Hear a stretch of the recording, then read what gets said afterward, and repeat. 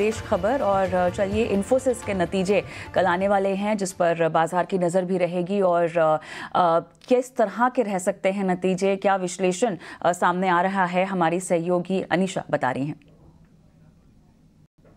जी हाँ, इन्फोसिस की नतीजों की बात करें तो स्टॉक परफॉर्मेंस तो ये बता रहा है कि थोड़े वीक नंबर्स आने वाले हैं। रेंज काफ़ी वाइड है कांस्टेंट करेंसी ग्रोथ का 1.5% डिक्लाइन से 0.5% ग्रोथ तक की बात हो रही है एनालिस्ट के अनुमान में, बट लग रहा है कि ऑलमोस्ट 0.4% का डिक्लाइन आएगा कांस्टेंट करेंसी में। यूएस रेवेन्यू ग्रोथ भी ऑलमोस्ट 0.5% से डाउन रहेगा, रुपी रेवेन्यू भी 0.2% डाउन रहेगा, ऐसा ही स्ट्रीट मान के चल रही है।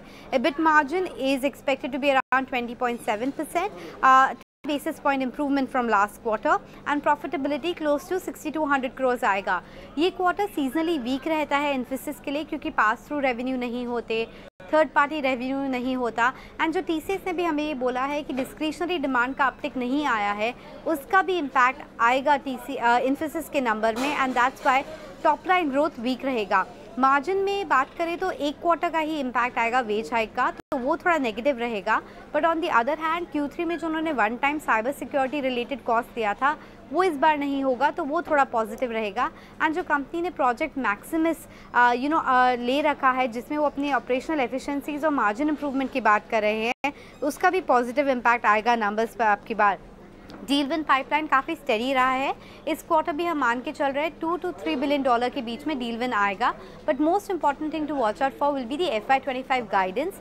वहाँ पे स्ट्रीट बोल रहा है मे बी 2.5 से 5.5% काइंड का ग्रोथ नंबर आ सकता है FY25 के लिए, और मार्जिन बैंड हो सकता है 20.5 से 22.5%।